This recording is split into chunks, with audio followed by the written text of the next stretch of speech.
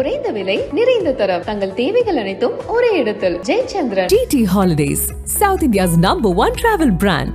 You know you are special when you're with GT Holidays.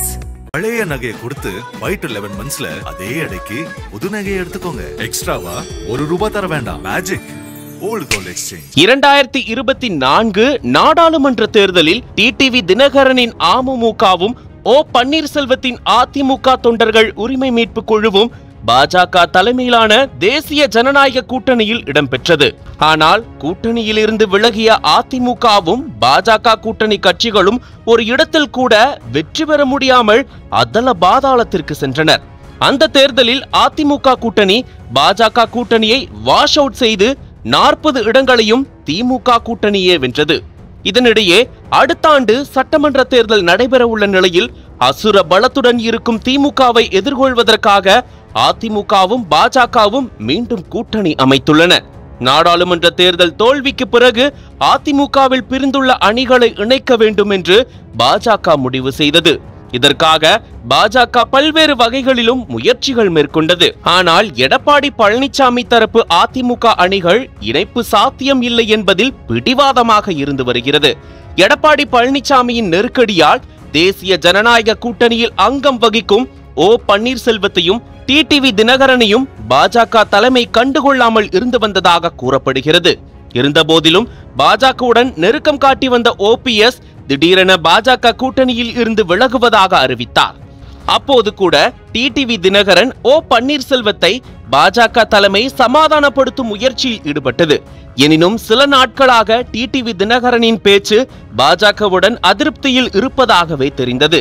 இந்த சூழலில் கடந்த 3ஆம் தேதி இரவு கடலூர் காட்டுமன்னார் கோயிலில் செய்தியாளர்களை சந்தித்த டிடிவி தினகரன் பாஜக கூட்டணியில் இருந்து வெளியேறுவதாக அறிவித்துள்ளார்.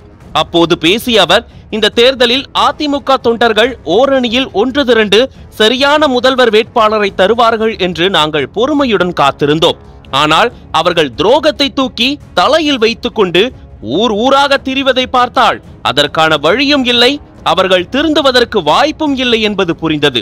துரோகத்தின் மொத்த உருவமாக உள்ள எடப்பாடி பழனிசாமி அதிமுக தொண்டர்களின் எண்ணத்தை சீர்குலைக்கும் நோக்கில் செயல்பட்டு வருவதாகவும் அவரது அகங்கார ஆணவ பேச்சு முறியடிக்கப்பட வேண்டும். அதனால் நாங்கள் எங்கள் வழியில் செல்கிறோம், தேசிய ஜனநாயக கூட்டணியில் இருந்து விலகுகிறோம். எங்களது அடுத்த கட்ட நகர்வு குறித்து டிசம்பர் மாதம் முடிவு செய்வோம் என டிடிவி தினகரன் தெரிவித்துள்ளார். டிடிவி தினகரனின் இந்த முடிவு தமிழக அரசியல் வட்டாரத்தில் பரபரப்பான சூழலை ஏற்படுத்தியுள்ளது.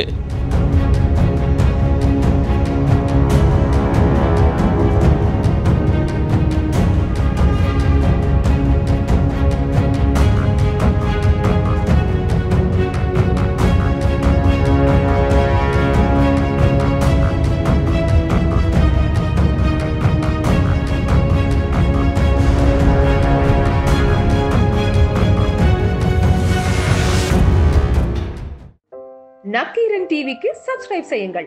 உங்கள் ஆதரவே எங்கள் பலம். ஆசிரியர்களுக்கு நண்பனாகவும் மாணவர்களுக்கு ஆசானாகவும் திகழும் தேர்வு வழிகாட்டி. ஒவ்வொரு பாடத்திற்கும் அனுபவமிக்க ஆசிரியர்களின் துல்லியமான தெளிவான விடைகள். CNC இருக்கு, தேர்வு பயம் எதற்கு? இது தீரன் பப்ளிஷிங் ஹவுஸ் விற்பனை வெளியீடு.